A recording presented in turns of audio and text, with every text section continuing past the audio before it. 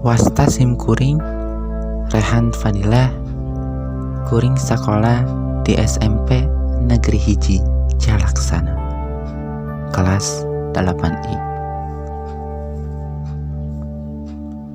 Hampir setahun sasalat COVID-19 can ingkah.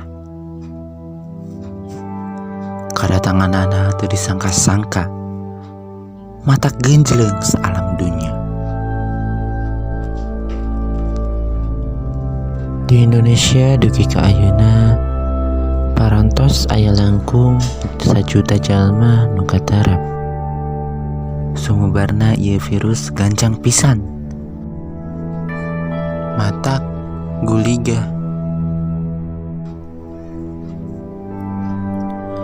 Urang kudu ngalarapkeun protokol kesehatan nyaeta nganggo masker, teu meunang ruang riung, kudu ngajaga jarak, sareng ngumbah panangan ku sabun satu acan sareng saatos aktivitas. Pangaruh ieu virus karasa pisan dina kahirupan.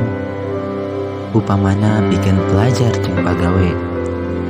Siswa kudu diajar jarak jauh di bumi, seueur materi anu kirang kahartos. Kuota internet boros dipake pembelajaran.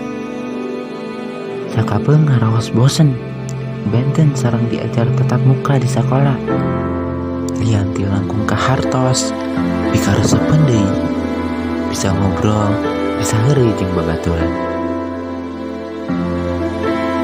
Mugia ieu sasalat COVID gancang leungit supados urang sadaya tiasa ngalaksanakeun kagiatan sapertos biasana.